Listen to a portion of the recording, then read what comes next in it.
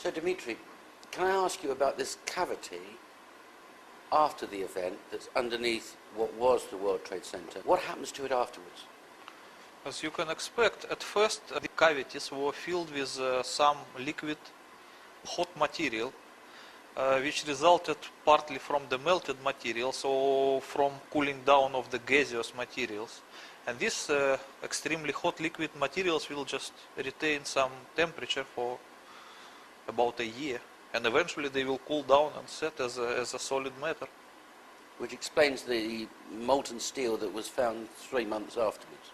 Yes, 4 months. because the 150 kiloton will produce a lot of energy, so it will be like a pot with a hot matter, which it takes some time to cool down. Can you imagine the 100 meters deep cavity filled with this kind of thing? It may take a year to eventually cool down.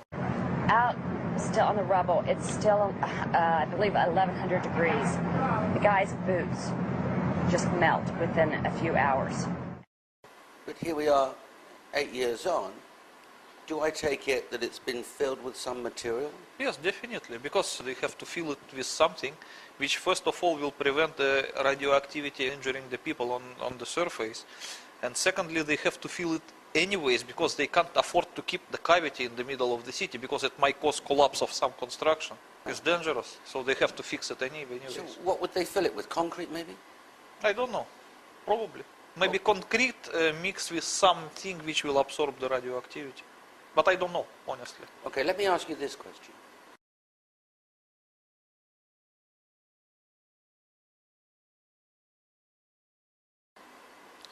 Let's say that some people might doubt your explanations Yes. for the collapse of the Twin Towers and your explanations for what's underneath them.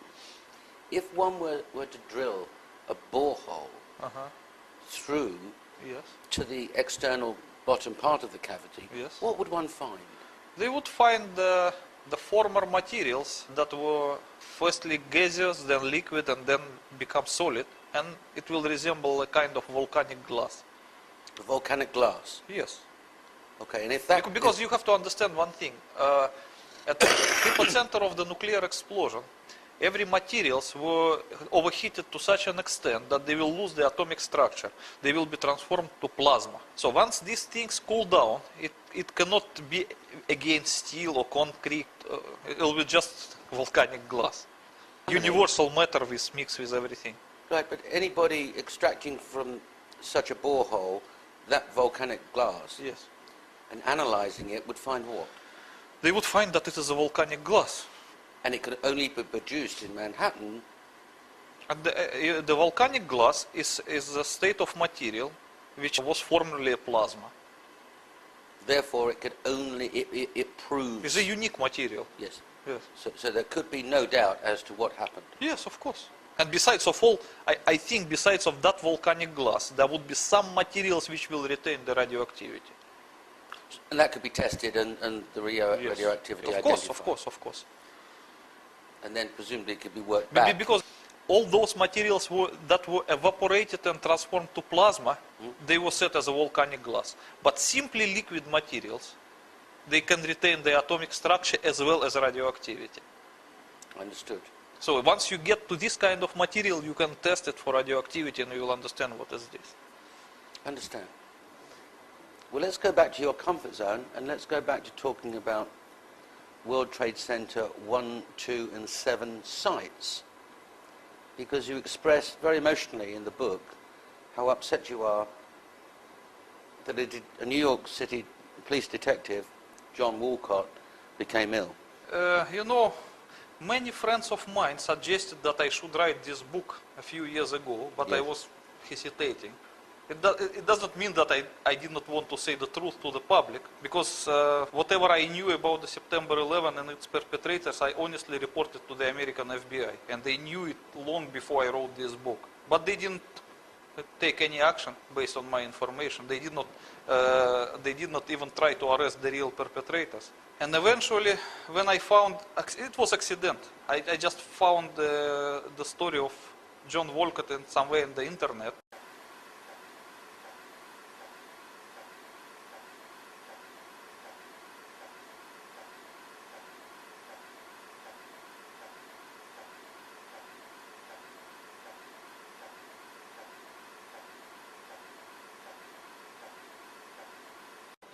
And it was said that he was surprised while working at Ground Zero that the certain FBI agent entered Ground Zero in the full hazmat suit, while the others who worked there, they were just totally unprotected.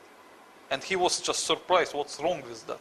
And they're covered in duct tape and fully No, protected? they were fully protected, like a lunar-looking hazmat suit. Yes. You can fly to the moon in it. Oh, and what kind of protection did John Walcott have? Nothing. Probably the respirator made from the ordinary material, or probably nothing even like that. What happened to him? According to the published story, he got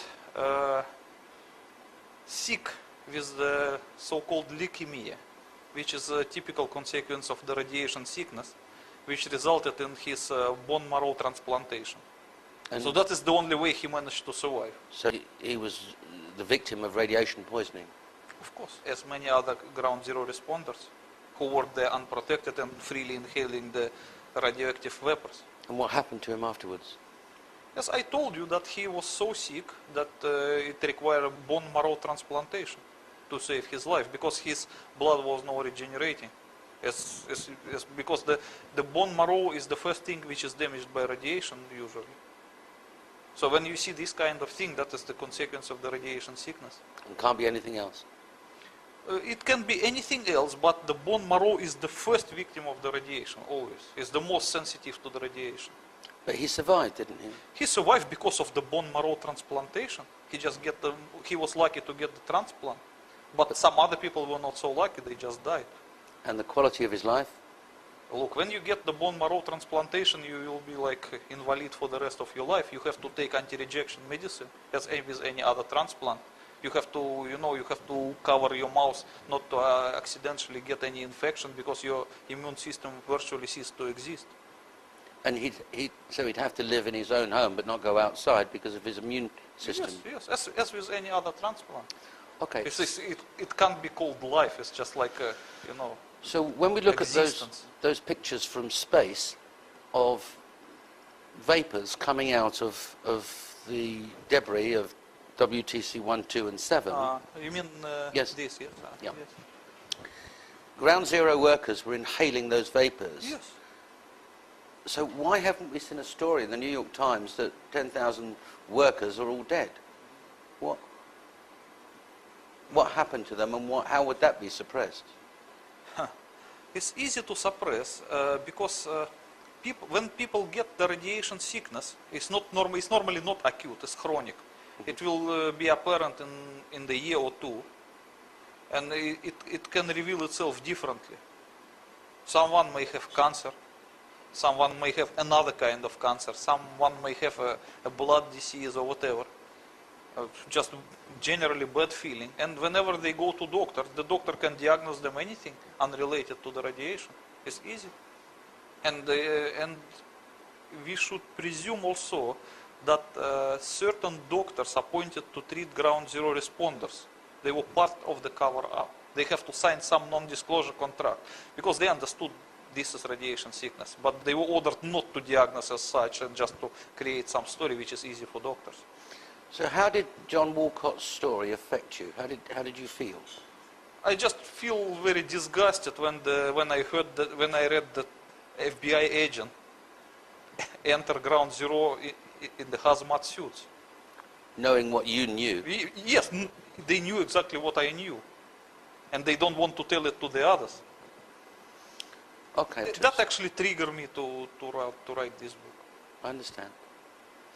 Let's go back to these doctors.